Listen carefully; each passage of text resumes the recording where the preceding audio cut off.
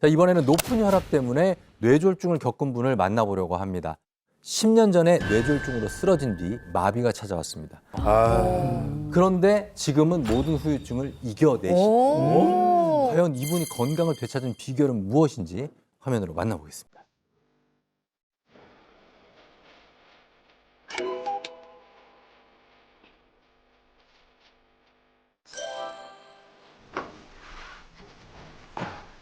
와, 4시에 일어나신다고? 아, 진짜 대단하신 거예요, 진짜.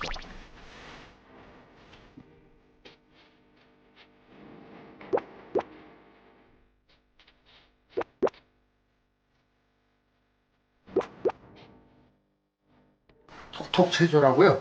3년 전서부터 꾸준히 하고 있어요. 아침에 그냥 눈 뜨면은 그냥 습관적으로 앉아서 해요. 아침에는 일단은 모든 게 이제 꺼져 있다가 신호를 받아서 이제 가동하는 시간이기 때문에 그러니까 신호를 보낸다는 의미에서는 워밍업이 된다는 건 의미가 있을 것 같고 또 한 가지는 이 감각이 좀 무뎌질 때가 문제가 되기 때문에 본인이 이렇게 했을 때 너무 감각이 없거나 이런 걸 아침에 그래도 확인을 해보는 건 굉장히 중요한 부분이다. 그리고 한 가지 더 중요한 거는 이제 많은 분들이 고혈압을 가지고 계시잖아요. 그렇다 보면 벌떡 일어나면 흔히 말하는 기립성 저혈압으로 낙상 같은 일이 굉장히 많으세요.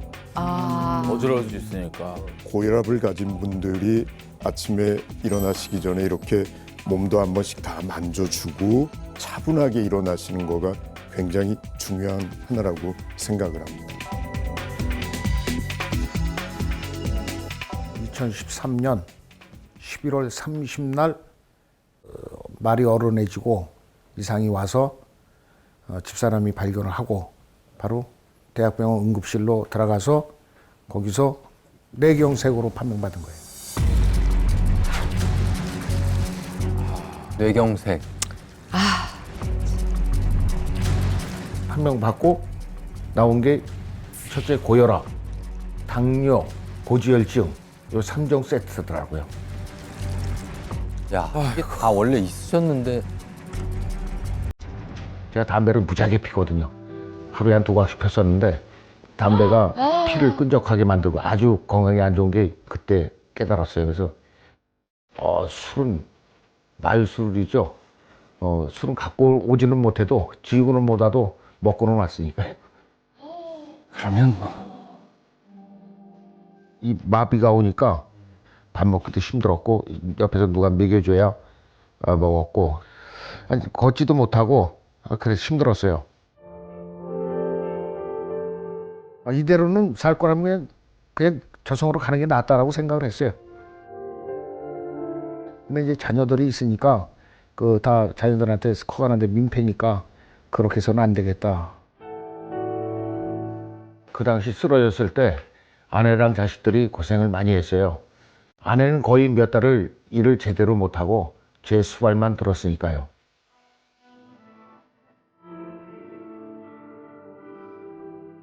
아이들 때문에 또 뇌경색으로 쓰러지신 후에야 혈압이 높은 것도 아시고 당뇨, 고혈압, 고지혈증 다 아셨다고 하시는데 실제로는 이런 케이스가 많이 있습니까? 이 병원에서 보면은 많은 환자들이 이렇게 뇌졸중으로 오면요. 한 가지 하는 얘기들이 이런 게 있어요. 건강했는데 갑자기 그랬어요. 근데 그분들의 얘기를 들어보면 술, 담배를 많이 하지만 자기만의 무기가 있습니다. 등산을 해요. 맞아. 저는 테니스를 해요. 그래서 괜찮을 거예요. 사실 이런 분들이 더 무섭습니다. 그렇게 나쁜 생활 습관은 결코 그거를 자만하면 안 돼요. 그래서 오히려 생활 습관을 고치는 게 가장 중요하고요. 자기 관리를 하는 게 굉장히 중요한 것 같습니다.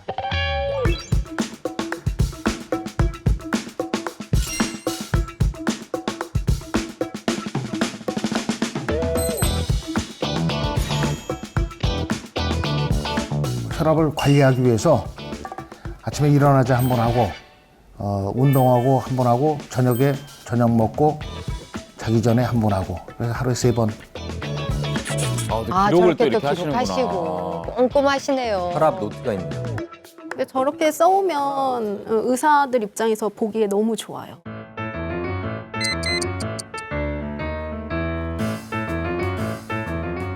새벽 4시? 아니 4시 반 너무 일인데. 아침 뭘 드실까? 바나나? 우유를 넣으시네. 우유? 칼륨 폭탄 주스 만들고 있어요. 칼륨 폭탄. 아. 시금치, 바나나 반쪽, 그다음에 포도, 우유 이 4가지 들어가는 거예요.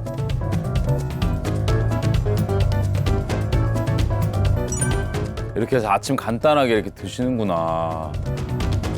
이 칼륨이 혈압을 낮춰준다는 얘기를 듣고 이거를 2년 동안 꾸준히 아침에 복용하고 있어요. 그러니까 혈압의 중요한 3요소 그러면요. 나트륨, 칼륨, 그리고 물입니다. 그러니까 나트륨은 물을 계속해서 끌어들이니까 혈압이 높아진다고 우리가 생각할 수 있고요. 칼륨은 오히려 나트륨 배출을 시켜요. 그럼 혈압이 좀 낮추는 데 도움이 되겠죠. 아까 얘기한 바나나, 시금치는 칼륨이 좀 풍부합니다. 그래서 함께 드시면 혈압 조절에도 어느 정도 용이할 수 있어요. 근데 주의할 게 뭐냐 하면 이 칼륨이 다 좋을 것 같지만 실제로는 신기능이 떨어진 사람이 칼륨이 높으면 오히려 더 안 좋을 수 있습니다. 그래서 맞아요. 고칼륨 폭탄이 100% 좋은 건 아니에요. 그래서 항상 칼륨이 많은 거를 드릴 때 내 신기능이 괜찮은지를 보시면 좋겠고요. 두부를 더 갈아서 우리가 단백질을 좀 보충해도 맛이 굉장히 좋습니다. 내지는 요거트를 같이 갈아서 먹으면 장 기능에도 좋으니까 이런 것들을 또 하나 첨가해 보는 것도 좋을 것 같아요.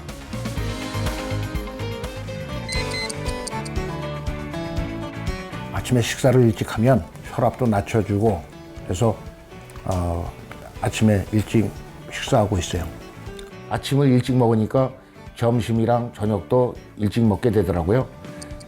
점심은 11시쯤에 먹고요.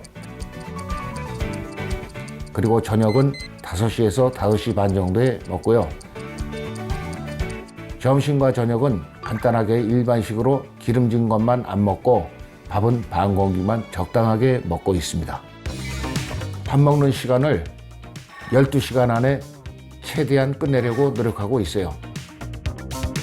또 신상준님 보니까요, 거의 아침형 인간을 넘어서 새벽형 인간이시더라고요. 보니까 그 아침 식사를 새벽에 5시에 하시고 이렇게 아침 일찍 새벽에 이렇게 아침 식사를 하는 게 도움이 될까요? 아침에 일찍 식사를 하면 뇌혈관에 좋다라는 재미난 연구 결과도 있습니다. 예, 프랑스에서요, 평균 연령 42세 성인 10만 3천여 명의 건강 데이터를 7년간 분석을 했는데요.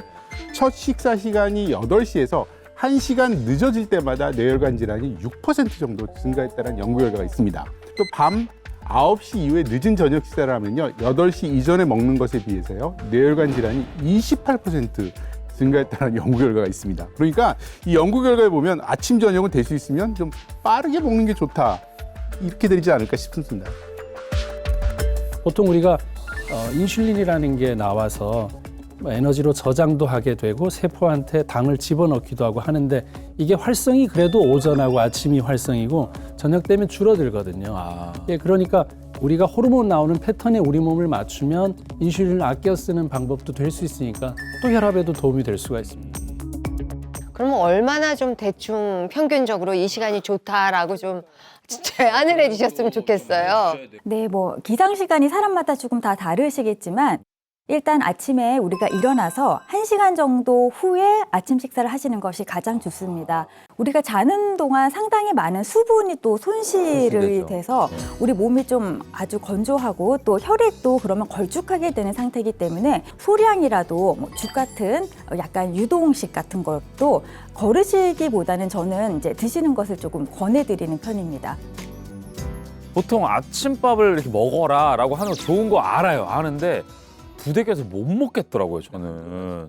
근데 말 그대로 몸이 축날 수 있어요. 아까는 그러니까 맛있는 거 뭐라도 있잖아. 먹으라는 우유나 뭐 유동식. 죽이나 아니야. 그런 것보다 한식이나. 안 들어가요. 아예 안 들어가. 아니 그럼 아니 그래도 넣으라니까. 지금 이제 사례자분 같은 경우에는 그러니까 주무시는 것도 굉장히 일찍 주무실 거예요. 네. 그렇지, 맞아. 불면, 그러니까 잠이 충분하지 못해도 혈압이 오르거든요. 그 다음날. 그렇기 때문에 이것 때문에 억지로 잠을 줄여서 이제 식사를 아침 새벽에 막 하실 필요는 없습니다. 그런데 이제 그거를 또 모든 환자분들에게 제가 추천하지는 않는 이유가 이제 좀 중장년층 이상이신 분들은 이제 저혈당이라든지 이제 오히려 근육이 감소하는 그런 문제가 생길 수 있거든요. 그렇기 때문에 생활 패턴이라든지 이런 거, 건강 상태 이런 것들을 고려해서 결정하시는 게 좋을 것 같아요.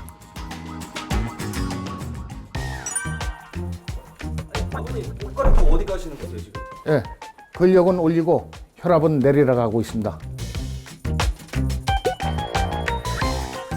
제가 근력 운동을 많이 해서 허벅지 근육은 자신 있습니다. 확인해 보세요.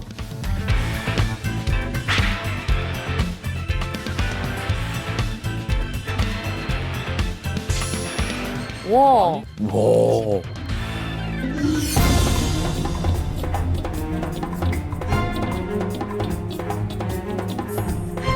지금 나오셨어요 또. 이렇게 추운데?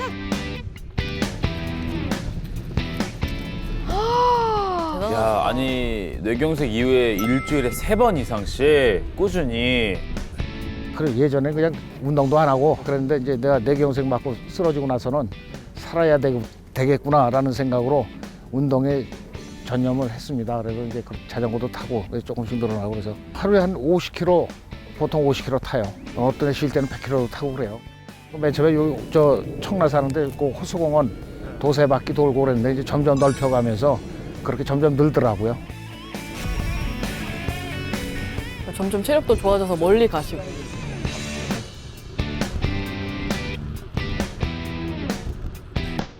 운동을 많이 했죠. 그 등산로 스틱을 짚고 매일 걸어 다녔고요. 아, 마비 이후에. 야, 노력을 엄청 하셨겠어요, 진짜. 처음에 자전거 탈 때는 엄청 많이 넘어졌고요. 그래도 시작했으니까 끝까지 타보고 싶더라고요.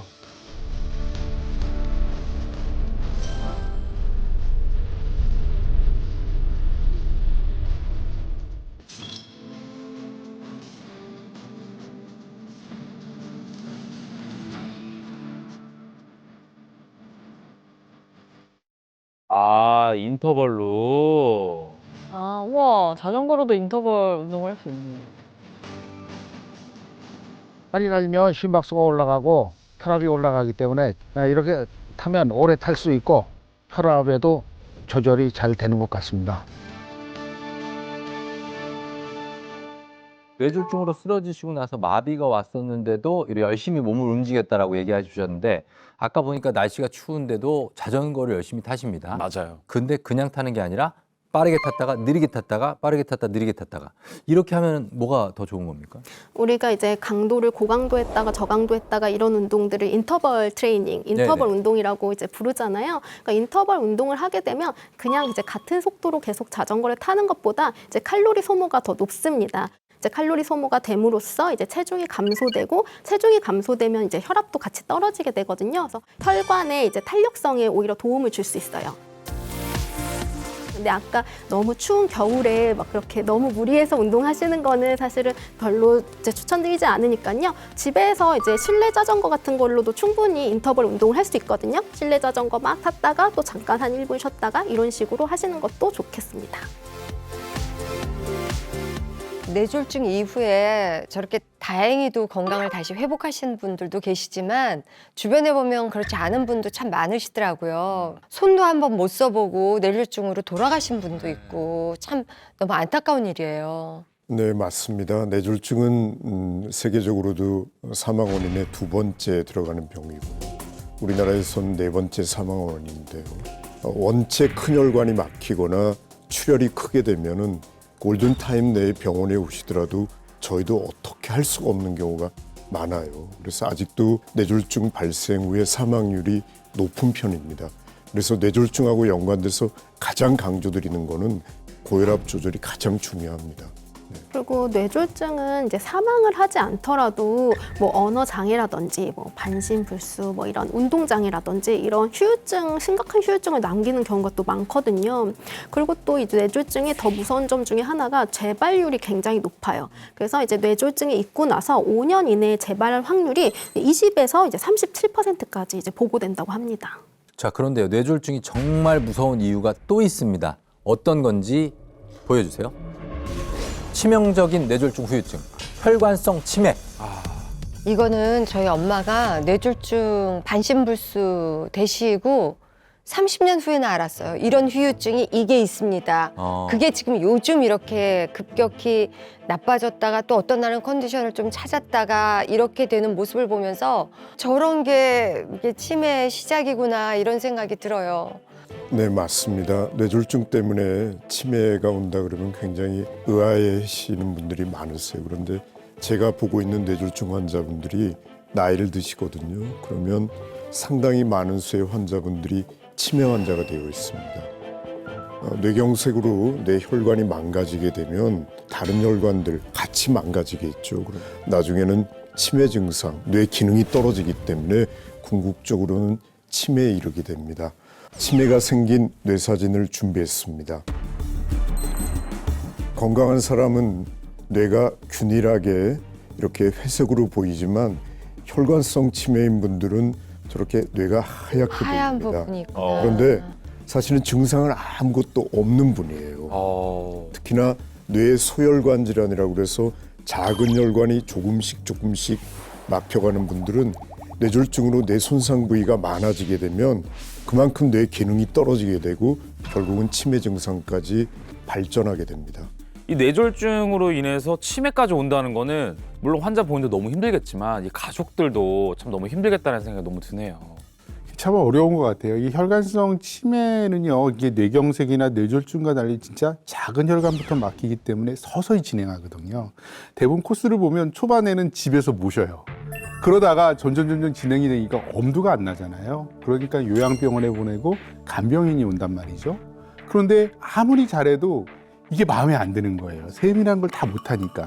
그럼 다시 또 집으로 모시는데 문제는 또 여기서 또 발생을 합니다. 그런 분이 오시게 되면 가족 구성 중에 한 사람은 정말 모든 걸 다 포기를 해야 돼요. 그렇지.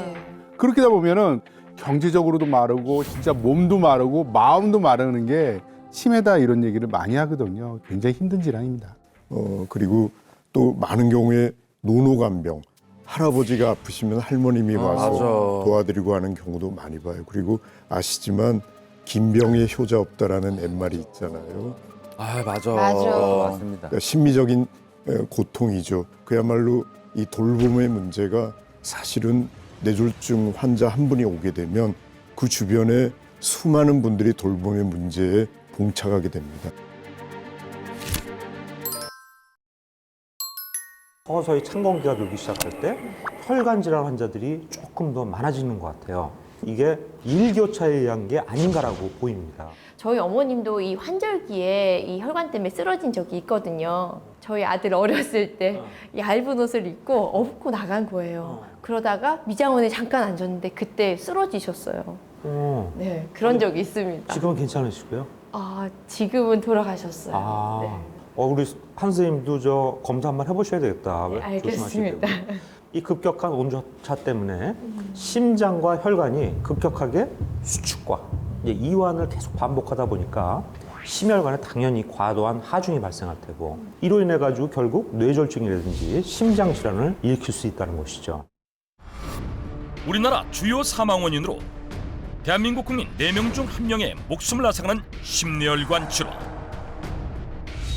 돌연사의 주범이자 발병했을 때 예후가 좋지 않아 후유증이 많이 남기 때문에 무엇보다 예방과 지속적인 관리가 중요한데 우리 몸속 혈관을 다 합치면은 무려 12만 킬로나 된다고 합니다. 우리 이렇게 말하면 감이 안 오죠. 네, 그래서 맞아요. 제가 준비를 했습니다.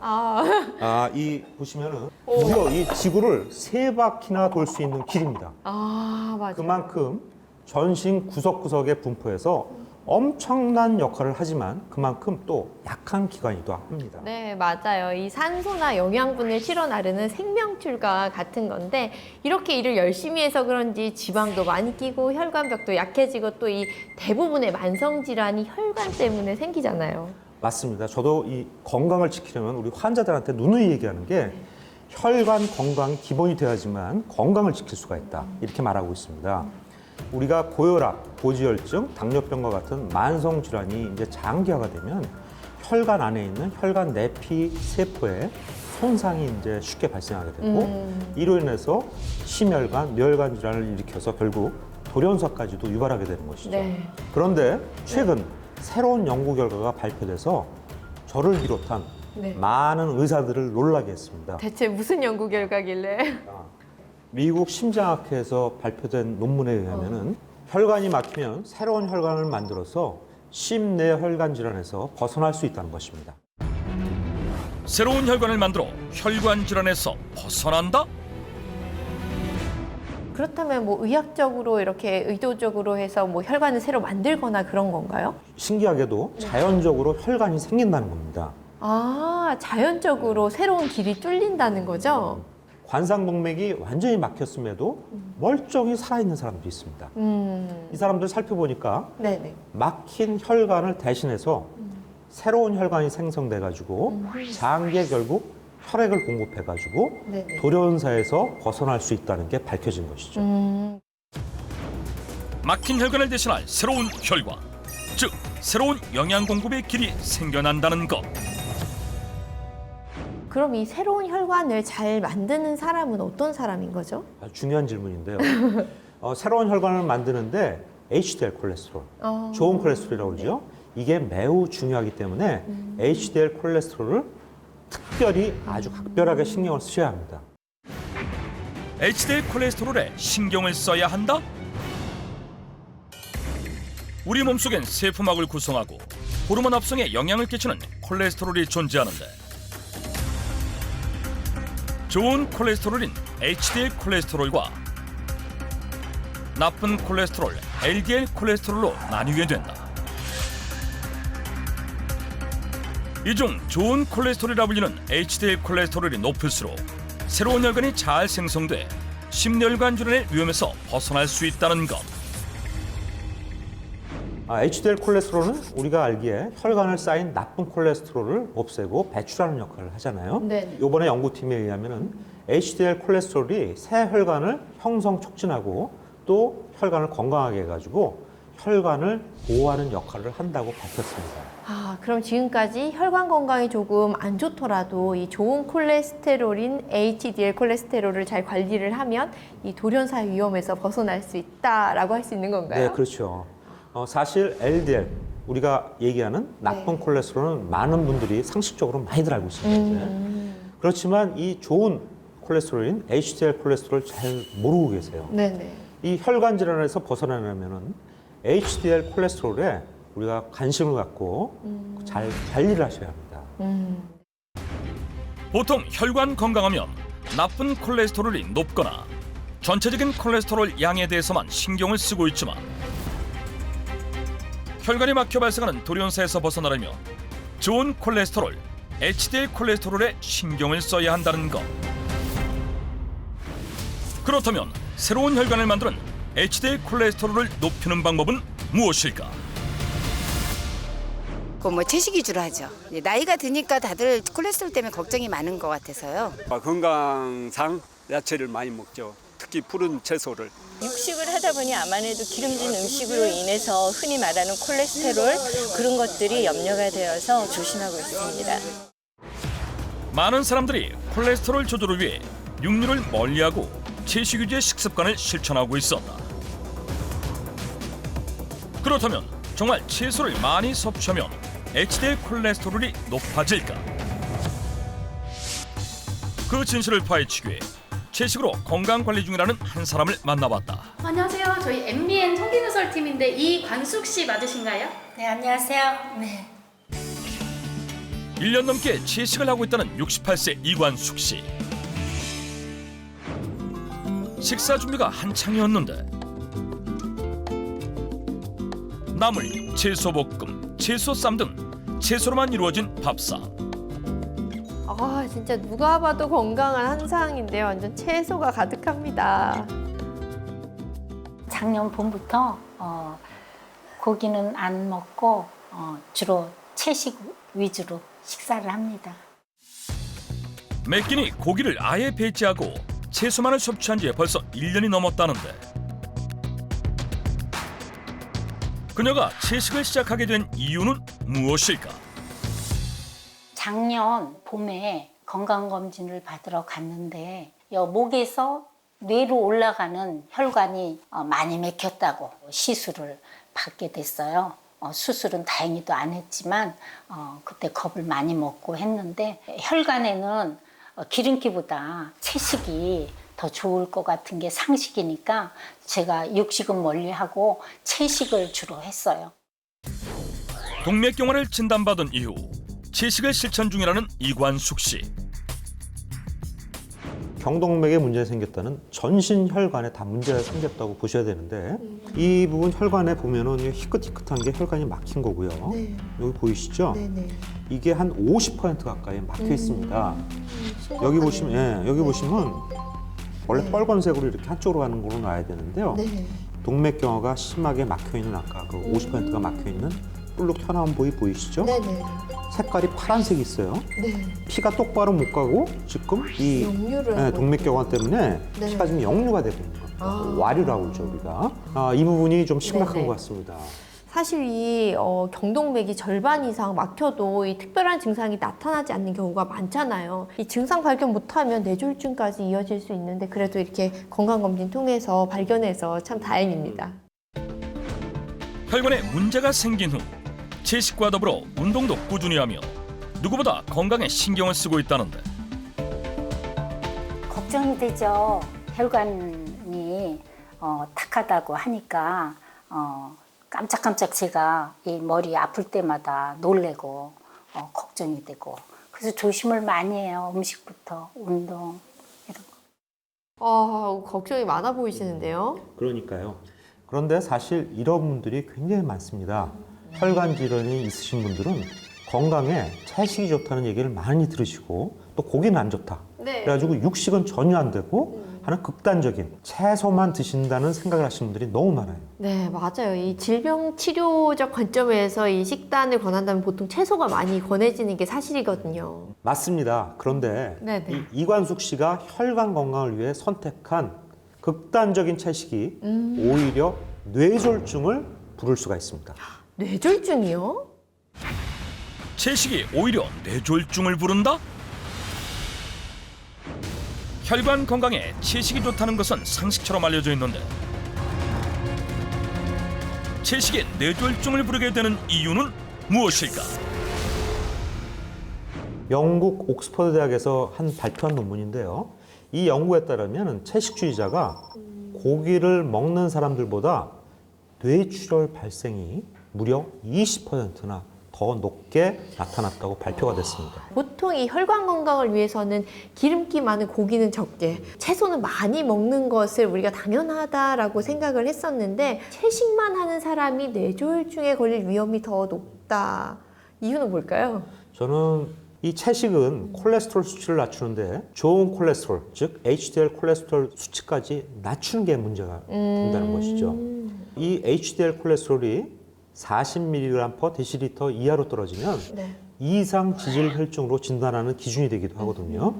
그러다 보니까 기존의 혈관 건강도 나빠지고 또 새로운 혈관 생성도 막아서 아주 안 좋은 상태로 반복이 되는 것이죠. 결국 뇌졸중까지도 유발할 수 있다는 것입니다. 실제 이관숙 씨 또한 HDL 콜레스테롤 수치가 정상 범위보다 낮은 것으로 확인됐다.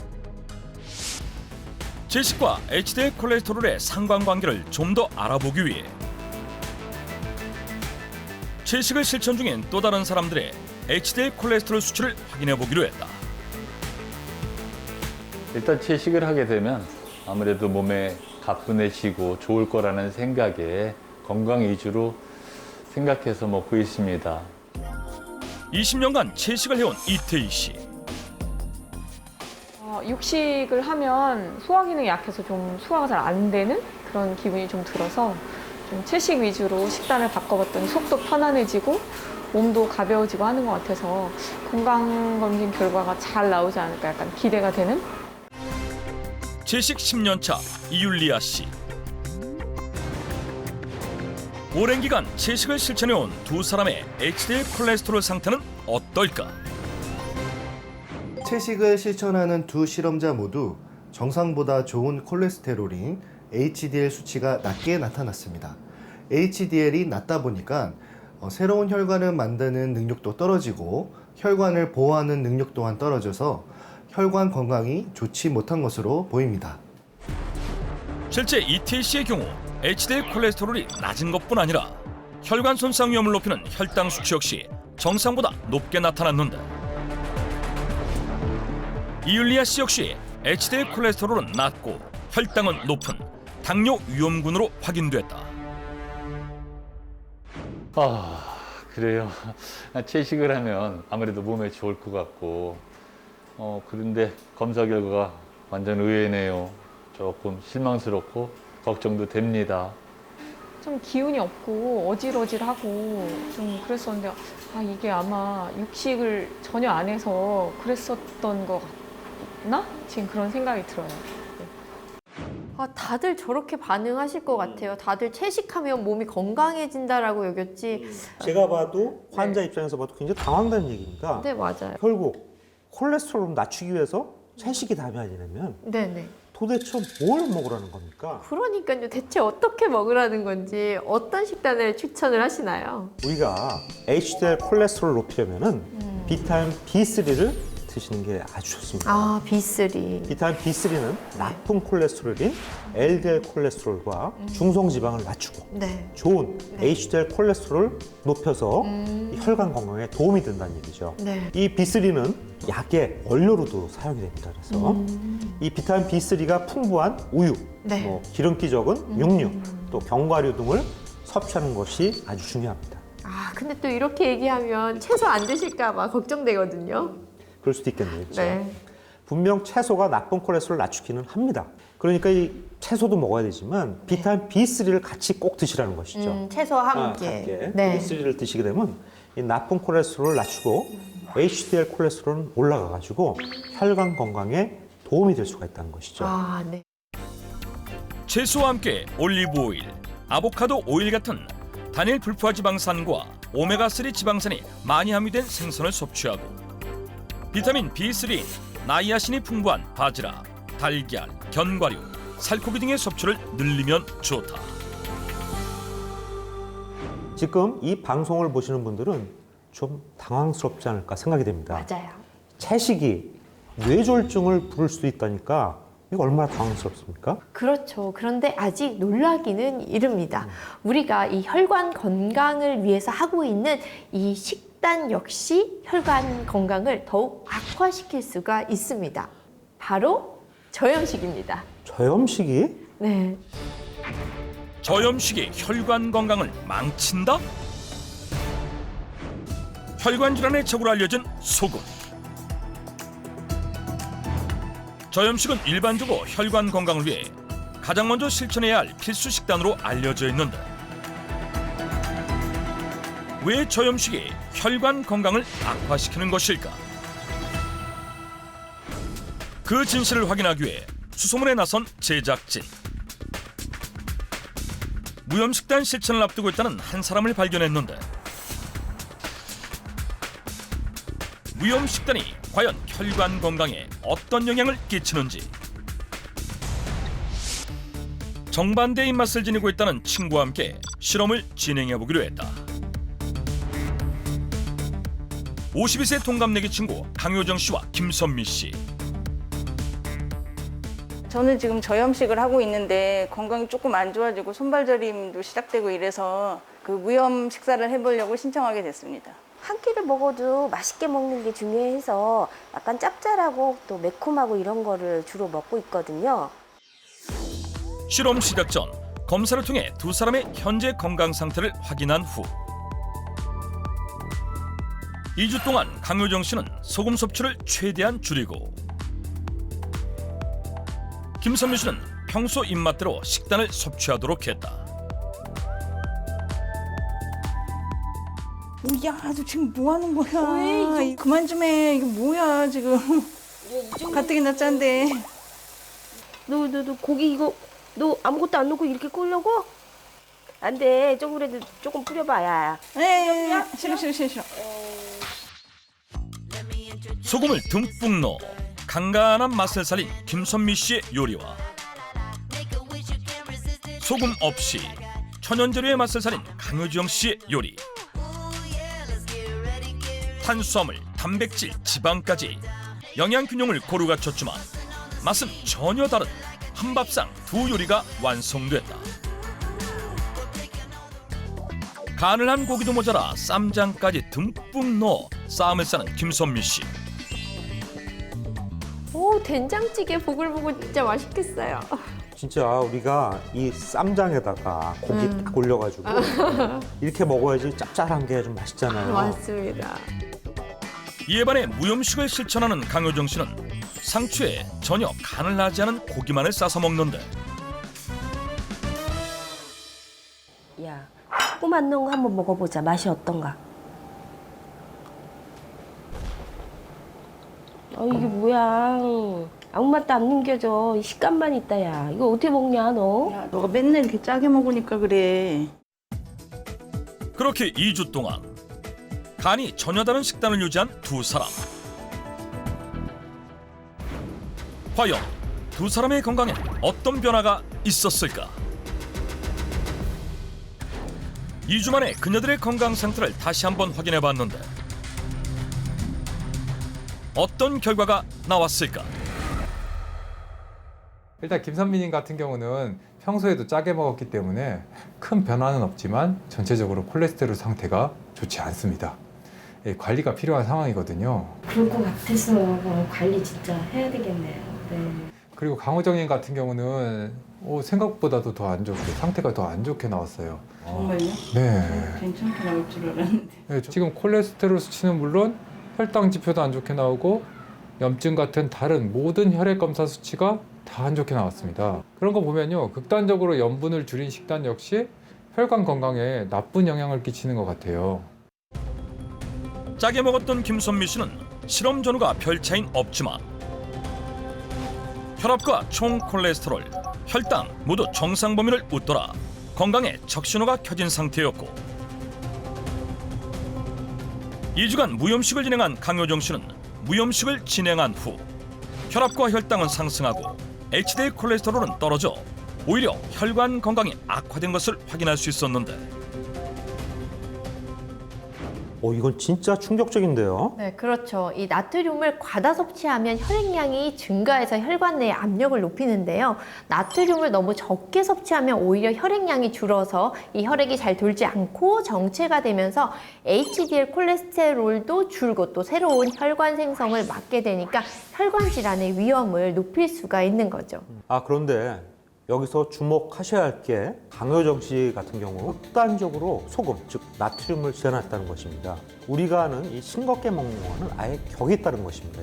네, 맞습니다. 이 연구 결과들을 보면요, 하루에 약 2g 미만의 나트륨을 섭취한 사람들하고 또 이 세계보건기구가 정한 권장량인 4에서 6g 정도를 섭취한 사람들을 비교를 해보면 저염식을 한 사람들의 혈관 질환의 위험이 높다라고 하거든요. 우리가 많이들 오해하고 계시는데 이 나트륨, 즉 소금도 필수 미네랄이기 때문에 꼭 하루에 일정량을 섭취를 하셔야 합니다. 맞아요. 한의학에서는 이 한미는 연견한다라는 말이 있습니다.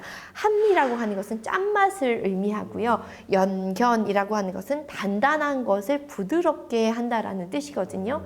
이 소금은요, 인체에 들어왔을 때 이 물을 머금게 하는 성질이 있죠. 혈관이 단단해진다라고 하는 것은 혈관의 수분이 마르기 때문이라고 볼 수가 있는데 이 한미가 들어가서 적당히 연하게 해주는 작용을 통해서 혈관을 튼튼하게 할 수가 있고요. 더불어서 이 혈관의 어떤 노폐물, 찌꺼기도 잘 배출되게 도와주는데 우리가 실제로 일상 중에서도 뭐 찌든 때 뺄 때 소금물로 닦잖아요. 그렇게 소금이 우리 몸에서 굉장히 중요한 성분이라는 것이죠. 나트륨을 너무 많이 먹어도 안 되지만 너무 적게 먹어도 안 된다는 내용인 거는 똑같습니다. 네. 그리고 특히 심장 수축 기능이 떨어져 있는 심장병 환자의 경우 나트륨 섭취량이 적어지면 이 전신으로 혈액을 보내지 못하기 때문에 위험할 수가 있습니다. 그렇기 때문에 적당량의 하루 5g 정도의 나트륨을 섭취하는 것이 좋습니다. 네. 고염식과 저염식 모두 혈관 질환에 악영향을 끼쳐 나트륨 섭취량에 따른 심혈관 질환 발병 위험이 비례나 반비례가 아닌 J커브 형태인 것을 확인할 수 있었다. 너무 많이 먹어도 너무 적게 먹어도 문제가 되는 나트륨. 대체 어떻게 해야 할까? 세계보건기구 기준으로 보면 하루에 소금 5g 정도를 섭취하라고 하는데요. 우리나라 평균 소금 섭취량이 8g 정도니까 3g 정도 더 섭취하고 있습니다. 그런데 무작정 저염식을 하다가는 오히려 순환이 되지 않을 수 있기 때문에 이 양을 맞추는 게 쉽지 않죠. 그래서 제가 추천하는 방법은 나트륨 배출을 돕는 칼륨이 든 식재료를 추가로 더해 적당한 양의 나트륨을 섭취하면서 나트륨이 몸 안에 쌓이지 않고 배출하도록 하는 것인데요. 이때 배출해야 하는 나트륨과 칼륨은 1대1로 비율을 맞춰주면 됩니다. 권장량보다 더 섭취하고 있는 3g의 소금을 배출해 줄 수 있는 칼륨을 섭취하면 막힌 혈관을 뚫고 새로운 혈관 생성에 도움을 받을 수 있다는 것. 그렇다면 적당한 양의 나트륨을 섭취하면서 나트륨이 몸 안에 쌓이지 않도록 하는 비법은 무엇일까? 안녕하세요. 안녕하세요. 그 해답을 알려줄 정날의 요리연구가 나트륨을 몸 밖으로 배출해줄 특별한 가루를 보여주는데 은은한 초록빛을 띠는 이 가루는 대체 무엇일까? 두 가지 식재료가 들어있는데요. 바로 연근과 파래입니다. 연근과 파래에는 칼륨이 풍부해 나트륨 배출에 탁월한 효과가 있는데요. 또 파래는 해조류 특성상 소금을 대체해서 사용하기 좋고, 또 연근은 단맛과 구수한 맛이 말려지는 과정 중에 더 올라가서 음식의 맛을 끌어올리는 데 도움이 됩니다. 칼륨이 풍부해 나트륨 배출을 돕는 연근과 파래를 천연 조미료로 활용하면 바로 과도하게 섭취한 나트륨을 배출해 줄 수 있다는 것. 실제 소금 3g엔 1200mg의 나트륨이 들어있는데 연근과 파래가루 20g엔 1200mg의 칼륨이 들어있어 과도하게 섭취한 나트륨을 몸 밖으로 배출해 줄 수 있다고 한다. 또한 연근엔 레시틴이 많이 들어있어 좋은 콜레스테롤인 HDL은 높여 새로운 혈관 생성에 도움이 되고, 파래 역시 나쁜 콜레스테롤은 낮춰주는 폴리페놀 성분 또한 풍부해 막힌 혈관을 뚫는 데 도움이 된다. 연근과 파래를 직접 말리기 번거로울 때는 시중에서 판매되는 말린 연근과 말린 파래를 구할 수 있는데요. 이 재료를 분쇄기에 갈아서 사용하면 되고, 또는 시중에 이미 곱게 분쇄된 연근 가루와 파래 가루도 구할 수가 있으니까 가루를 구입해서 섞어만 사용하셔도 좋습니다. 연근 가루와 파래 가루를 1대1 비율로 섞어주기만 하면 초간단 마법의 가루 완성. 요리할 때 마법의 가루 한두 수저를 넣어주면 되는데 볶음이나 나물, 국 등 모든 요리에 활용할 수 있다. 막히는 혈관 관리를 위해 식단 관리만큼이나 필요한 건? 저는 평소에 운동을 많이 합니다. 지금까지 저는 뭐 혈압, 당뇨 뭐 이런 게 아무것도 없을 정도로 뭐 건강을 유지하고 있습니다. 한 20년째 토요 축구, 일요일날 축구를 하고 있고. 요즘은 또 탁구 좀 치러 다니고 그래요. 다름 아닌 운동. 유산소 운동은 물론 근력 운동까지 자신에게 맞는 다양한 운동을 통해 혈관 건강을 챙기고 있었는데 운동들 열심히 하시네요. 맞아요. 요즘 다양한 곳에서 운동을 할 수 있으니까 좋은 것 같아요. 사실 허리 돌리는 운동이 생각보다 허리 살이 잘 안 빠집니다. 시간이 잘 걷는 게 낫죠. 이거는 이제 스트레칭 운동이라고 근데 보시면. 이분은 네. 왜 요거는 혈관 건강에 자칫 위험할 수 있는데. 갑자기 얻어주는 전문가들의 표정. 대체 뭐가 문제인 것일까? 전문가들의 우려를 표한 운동은 거꾸리 운동? 사람이 보통 직립보행 동물이잖아요. 서서만 다니다 보니까 머리까지 혈액순환이 잘 안 되는 것 같아서 이거 한 번씩 오고 나면 혈액순환도 잘 되는 것 같고. 저희 엄마가 해요. 네, 피 잘 도신다고. 혈액순환에 도움이 된다고 알려져 중장년층들이 즐겨하는 거꾸리 운동. 실제 우리가 자주 가는 공원은 물론 헬스장에서도 거꾸리 운동 기구를 손쉽게 접할 수 있었는데 사랑방에서는 좀 중년, 노년 분들이 좀 되게 좋아하셨던 운동이거든요. 저도 아침마다 헬스클럽을 가는데 가시면 이거에 대해 가지고 굉장히 그 집념을 갖고 많이들 하세요. 안 하시는 분들이 거의 없을 정도인데 이게 문제가 되는 게 머리 쪽 혈관은 일반적으로 약하고 하체 혈관은 강한 압력, 즉 뭐 중력이라든지 여러 가지 강한 압력을 견딜 수 있게 구조가 돼 있는데 거꾸로 되는 순간, 진짜 거꾸리 같은 운동이 되는 순간 피가 갑자기 몰리면서 뇌압이 당연히 올라가게 되고 뇌압으로 인해서 뇌 혈관들이 약한 부위가 터질 수가 있기 때문에 결국 뇌졸중 같은 위험한 질환을 일으킬 수 있다는 것이죠. 이제 순환을 좋게 하니까 이렇게 이제 뒤집어서 순환을 이제 도와주려고 하는 건데 사실 이게 인위적으로 너무 급격하게 이 흐름을 바꿔버리니까 문제가 되는 것 같아요. 그렇다면 거꾸리 운동이 혈관 건강에 얼마나 위험한 것일까? 거꾸리 운동을 한 후 혈관 건강에 가장 직접적인 영향을 끼치는 혈압의 변화를 살펴보기로 했다. 평상시 혈압 120에 80 미만으로 정상 혈압을 자랑하는 두 사람. 먼저 혈압을 높인다고 알려진 근력 운동 스쿼트를 3분간 실시한 뒤 혈압을 측정하고 정상 혈압이 돌아오기까지 충분한 휴식을 취해 주었다. 그런 다음 3분간 거꾸리 운동을 실시하고 혈압을 측정해 봤다. 과연 혈압은 어떻게 변했을까? 기상돈 씨의 경우 119였던 수축기 혈압이 스쿼트를 했을 때는 123으로 4만 상승했지만 거꾸리 운동을 하자 139로 20이나 상승했다. 유미정 씨의 경우 109였던 수축기 혈압이 스쿼트를 했을 때 117로 8 상승. 거꾸리 운동을 하자 134로 무려 25나 상승했다. 근력 운동보다 급격한 혈압 상승을 부르는 거꾸리 운동. 제가 생각했던 것보다 훨씬 더 위험하네요. 네, 그러니까 이 거꾸리 운동 잘못했다가 이 순간 혈압이 막 올라가니까 실제 이 혈관 건강이 좋지 않은 분들은 조심을 해야 될 것 같아요. 그렇겠네요, 진짜. 네. 그래서 제가 혈압이 높아질 걱정 없이 혈관을 튼튼하게 해줄 운동법을 준비했습니다. 아, 네. 바로 우리 지금 만나. 오. 노래 들어보셨죠? 바로 이 운동입니다. 김상우 내분비내과 전문의가 추천하는 우리 지금 만나 운동법. 양팔을 넓게 회전해가지고 가급적 네네. 이 머리 위에서 양 손이 만나게 해주고 양 주먹이 넓게 해가지고 배꼽 밑에서 양 주먹이 또 만나게 해주는 겁니다. 네.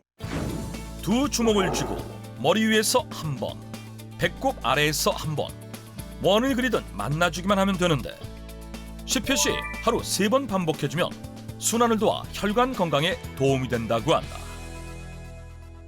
이렇게 짧지만 우리가 주요 근육을 운동시켜주면은 혈관 속에서 우리 몸에 좋은 산화질소 생성을 돕는 역할을 하게 됩니다. 산화질소요? 이 산화질소라는 거는 혈관을 아주 튼튼하게 해주는 아주 강력한 우리 항산화 물질이고 특히 HDL 콜레스테롤을 높여서 새로운 혈관 생성을 만드는데도 큰 도움을 줄 수 있게 됩니다. 운동도 쉬워서 자주 할 수 있을 것 같습니다. 그렇죠? 이렇게 좋은 운동법 알려주셨으니까 저도 이 혈관 건강에 좋은 지압법을 하나 알려드릴게요. 바로 8사혈 지압법입니다. 재밌네요. 한명화 한의사가 추천하는 막힌 혈관 뚫는 8사혈 지압법. 8개의 사기를 막아주는 혈자리라는 뜻입니다. 선생님 손 좀 잠깐 빌려주실래요? 이렇게 보면 요 손 사이사이에 물갈퀴처럼 생긴 부분이 있죠. 이 부분에 8사혈이 존재를 합니다. 이 부분을 이렇게 손을 들어서 5초 정도 이렇게 꾹 눌렀다 뗐다를 반복을 해주시면 돼요. 약간 아프면서 시원한데요? 네, 말초에 존재하기 때문에 말초의 혈관 순환을 촉진을 해서 어떤 말초의 부종이라던가 말초에 정체된 노폐물을 배출하는 데 도움을 주고요. 또 뿐만 아니라 세균으로부터 우리 몸을 지켜주는 면역력을 증강시키는 효과도 있습니다. 그럼 이렇게 해가지고 엇갈리게 해가지고 누르면 어때요? 네, 맞아요. 이렇게도 할 수 있어요. 할 수 있겠네요, 진짜. 네, 맞아요. 힘을 좀 주고. 네, 다양하게 해볼 수 있습니다. 하루 3회에서 5회 꾸준히 지압해주면 혈요름을 도와 피를 맑게 해주는 데도 도움을 받을 수 있다고 한다. 우리 운동도 하고 지압도 하고 이 막힌 혈관을 뻥 뚫어서 100세까지 튼튼하게 건강한 혈관을 갖고 살 수 있는데 전혀 문제가 없겠네요. 네, 그렇죠. 거기에 한 가지 더 더해서 식단 관리까지 하면 3박자 모두 갖췄다고 할 수 있겠습니다.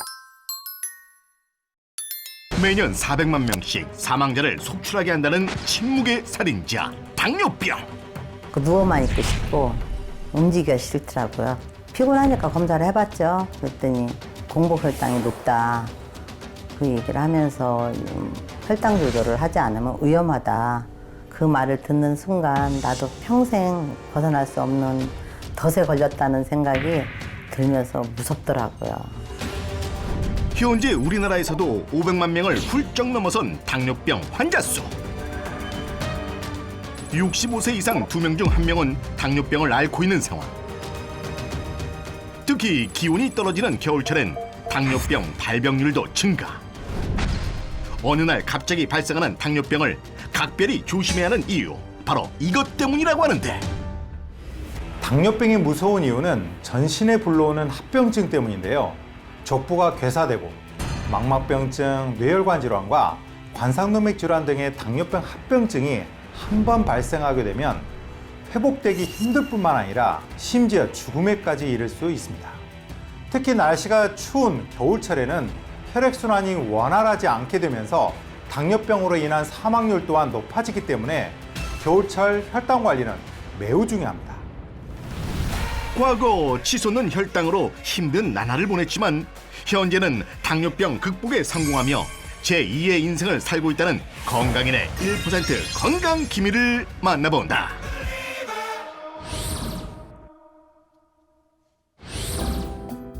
건강인을 만나기 위해 찾은 곳은 경기도 광주시.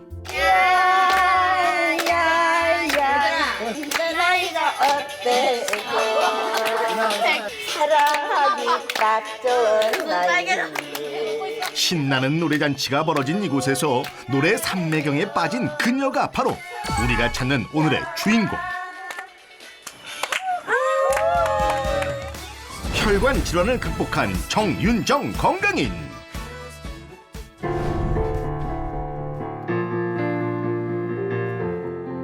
주말마다 사랑하는 가족들과 함께 모여 소소하지만 확실한 행복을 느끼는 이 시간들이 그저 감사하다는 건강인. 손자 손녀들이 예쁘게 커주니까 너무 행복하더라고요. 최고의 행복이지 않을까요? 근데요, 저도 이런 행복을, 일상적인 행복을 못 느낄 뻔했어요. 과거 그녀에겐 무슨 일이 있었던 걸까? 물을 마셔도 갈증만 나요. 그리고 화장실은 또 이렇게 자주 가게 되더라고요. 그리고 그때는 나이 때문에 그런 줄 알고 대충 넘겼거든요. 근데 병원에 갔더니 당뇨라는 거예요. 당화혈색소가 2.9까지 올라가니까 약을 먹어야 된다고 그러더라고요. 그 당화혈색소가 자꾸 이렇게 올라가면 심혈관 질환, 뇌 질환, 심장마비 여기에 좀 영향이 있다. 그러니까 지금 혈당 조절을 하지 않으면 위험하다. 지금 당뇨 대란이잖아요. 근데 나도 거기에 하나 꼈구나 하는 생각을 하니까 좀 무서웠죠. 자녀들을 돌보느라 정작 자신의 건강은 뒷전이었던 그녀. 당시 식습관도 좋지 않았다는데. 단 거를 참 좋아했던 것 같아요. 거기다 또 단팥빵을 좋아했어요. 누가 단팥빵 가져왔다 그러면 자다가 일어나서도 먹는 사람이에요. 원인이 거기에 있다 생각을 해요. 갑작스러운 당뇨병 진단에 걱정이 태산이었다는 건강인. 아버님도 갑자기 가신 거 보니까 혈관 쪽에 문제가 있으셨던 것 같고요. 또 어머니는 혈액암이셨어요. 그래서 투석을 하시고 남동생들이 당뇨더라고요. 그래서 이게 가족력이 있지 않나 이런 생각을 하고 있어요. 부모가 당뇨병이 있을 경우 자녀가 걸릴 확률은 2.9배 높아진다. 당뇨병 환자의 약 85% 정도는 동반 질환을 보유한 것으로 나타났는데요. 이유는 인슐린 저항성이 증가함으로써 지방세포가 혈관에 그대로 쌓이면서 염증을 유발하고 혈관을 좁게 만들기 때문입니다. 이로 인해서 고지혈증, 고혈압 등의 질환 등을 동반하게 되고 더욱 악화되면 돌연사의 주범인 심근경색 등의 심혈관 질환이 발생할 위험이 높아지기 때문에 혈당 수치를 꾸준히 관리해 주는 것이 중요합니다.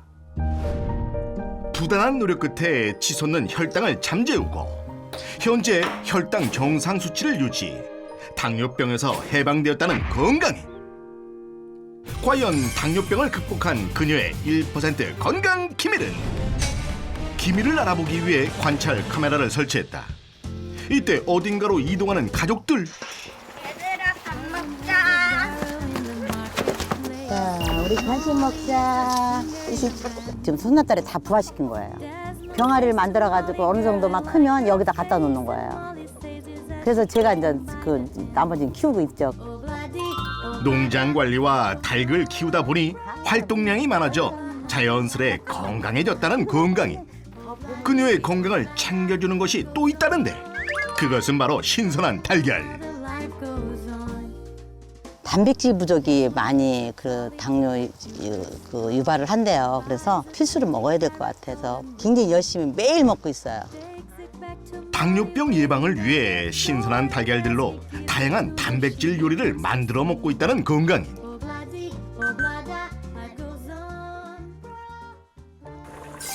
오늘의 점심은 건강인이 즐겨 먹는다는 순두부 달걀찜. 그녀가 혈당 상승을 막기 위해 가장 먼저 바꾼 것은 식습관이었습니다. 지금은 이제 단백질 위주죠. 뭐 이렇게 식단이 바뀌니까 혈당이 많이 달라지더라고요. 그래서 아 이거 관리하는 대로 가는구나 하는 걸 느꼈어요. 이토록 식단 관리에 신경 쓰는 이유가 또 있다는 건강인. 그 이유는 다름 아닌 남편의 건강 때문이라고 한다. 남편이 지금 당뇨 합병증이 오긴 왔어요. 망막 수술을 했거든요. 제가 이제 그런 진단을 받고 당뇨의 진단을 받고 보니까 그 남편의 그 어떤 그 어려움을 제가 이해를 하게 됐고 좀 자꾸 공부를 해서 식단을 같이 지금 변형하고 있는 거예요. 혈당 완화를 위한 건강인표 건강 밥상 완성. 변화된 식습관은 가족들의 건강까지 챙기는 중이라고 하는데. 잘 먹겠습니다. 많이 먹어. 마치 캠핑을 온 듯 즐거운 분위기 속에서 건강인이 정성 들여 준비한 건강식을 먹으며 행복한 점심시간을 갖는 가족들. 확실히 여기 오면은 건강해지는 느낌이야. 그렇지. 니들도 꼭 있잖아. 이렇게 맛있는 거 단백질 식품 위주로 식사를 이렇게 꾸며서 먹어. 엄마 요즘에 혈당 관리는 잘하고 계세요? 운동도 하고 이렇게 건강식품 챙겨 먹고 그러고 있으니까 너무 잘. 다행이네. 최근에 받은 검진 결과에서 기분 좋은 이야기를 들었다는 건강인. 검사를 하니까 약을 안 먹고 이렇게 식단으로 정상 유지를 하고 있다는 거는 너무 잘했다고 굉장히 그런 칭찬을 들었어요. 당뇨병을 극복한 건강인의 첫 번째 기밀. 당뇨병 예방에 좋은 단백질 위주의 식습관. 다음 날 눈을 뜨자마자 무언가를 챙겨 먹기 바쁜 건강인. 아침 식사 대신 대체 뭘 먹는 걸까? 이건 당뇨 영양식인데요. 출출하기도 하고요. 또 단 것도 생각나는데 그렇다고 먹고 싶은 대로 다 먹을 수는 없잖아요. 안 되잖아요. 그래서 당뇨 영양식을 먹고 있어요. 이렇게. 그래서 그런지 식후 혈당도 안정 수치를 잘 유지하는 것 같아서 꾸준히 먹고 있어요. 매 끼니마다 당뇨식을 챙기기 힘들어 한 끼는 당뇨 영양식으로 먹는다는 건강인. 당뇨 영양식이란 당뇨 환자들의 체중, 콜레스테롤, 혈당 등을 조절하고 합병증을 예방할 수 있도록 영양소를 배합해서 만든 식품인데요. 사실 당뇨 환자들이 가장 힘들어하는 부분이 바로 식단을 관리하는 것입니다. 그런데 당뇨 영양식은 당뇨 환자들에게 좋지 않은 당질 함량은 줄여주고 불포화 지방산 함량은 높여서 혈당을 천천히 올리는 데 도움을 줍니다. 혈당 관리에 필수여서 MPB. M은 단일 불포화 지방산, P는 팔라티노스, B는 식물성 추출물로 혈당 완화에 도움을 준다. MPB로 구성된 당뇨 영양식은 공복혈당, 당화혈색소, 인슐린 저항성이 개선됐고 당뇨병 환자의 혈당과 지단백질 또한 개선된 것을 확인할 수 있었다. 당뇨 영양식을 마신 후 수건을 들고 나오는 건강인. 목이 두꺼워지면 혈당이 오른대요. 그래서 지금 목을 스트레칭 해주면 굉장히 도움이 된다 그래서 지금 수건으로 좀 운동을 하고 있어요. 일명 이게 사슴목 운동인데요. 양팔에 힘을 줘서 앞으로 당기고 뒤로 목을 젖혀주시면 운동이 됩니다. 자, 가장 먼저 수건을 목에 두르고 양 끝을 잡아당겨 고정시킨 후 천천히 목을 뒤로 넘겨준다. 여기서 중요한 포인트. 목을 넘길 때 복부에 힘을 주는 것. 이 동작을 하루에 20회씩 반복한다. 두 번째 동작. 오른손으로 왼손 수건의 끝을 잡고 왼손으론 수건을 잡아 머리를 감싼 후 천천히 목을 회전시켜준다. 목 근육이 늘어나는 것을 느끼며 좌우 20회씩 한다. 한 연구에 따르면 목둘레가 굵은 사람의 경우 당뇨병 발생 위험이 증가할 뿐만 아니라 10년 이내에 관상동맥 질환 발생률이 높다는 연구 결과가 있는데요. 목이 굵다는 건 목의 피하 지방과 인 후두 사이에 체지방이 늘었다는 것을 의미합니다. 따라서 운동을 하지 않는 사람이 목이 굵어지게 되면 동맥의 강지 상태 또한 높아져서 협심증, 뇌경색 등의 혈관 질환을 불러올 수 있기 때문에 목둘레를 꾸준히 체크하고 목 운동 및 스트레칭을 해주는 습관을 지니면 전신 건강에도 도움이 됩니다. 건강인의 두 번째 기밀. 혈당 상승 예방을 위한 목 스트레칭 꾸준히 하기.